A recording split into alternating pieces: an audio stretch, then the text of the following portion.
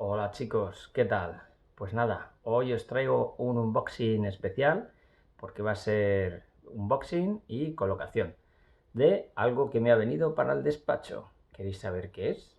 Pues allá vamos.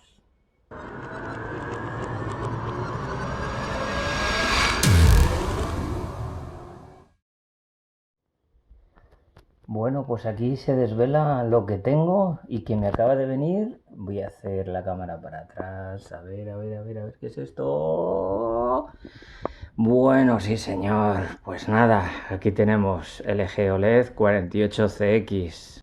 Y acompañando a este pedazo televisor que lo voy a utilizar como monitor, pues voy a aprovechar y voy a pegarlo a la pared lo más pegadito posible, porque entonces, ¿qué es lo que tengo aquí?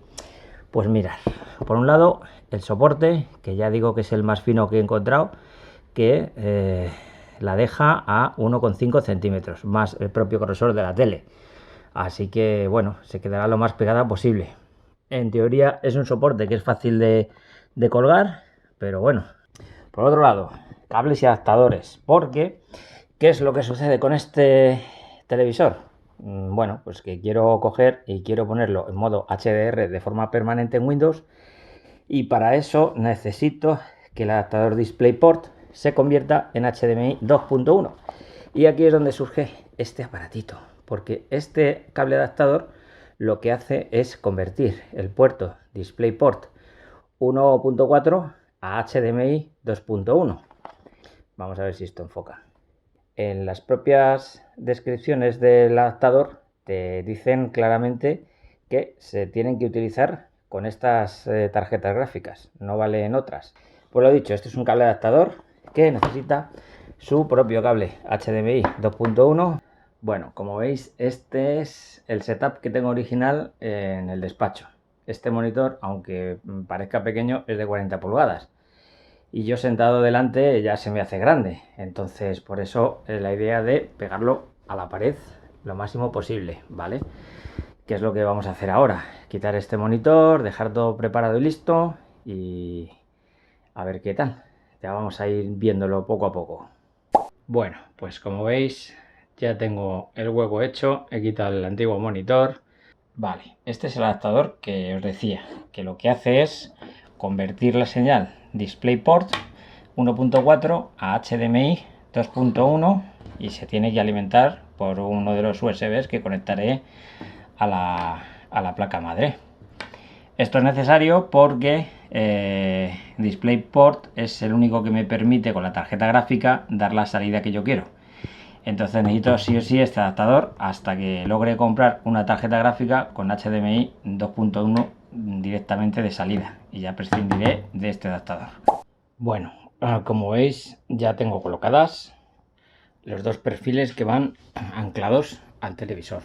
La verdad es que esto es muy sencillo de colocar y van muy bien anclados. Tiene esta parte de aquí, que es la que luego con esta barra, que es la que se atornilla a la pared, es la que sujeta luego todo el conjunto. Me ha gustado mucho que además puedes más o menos, una vez que la coloques, ajustarla un poco a izquierda a derecha si te has quedado un poquito desviado, pero lo lógico es acertar justamente en el centro.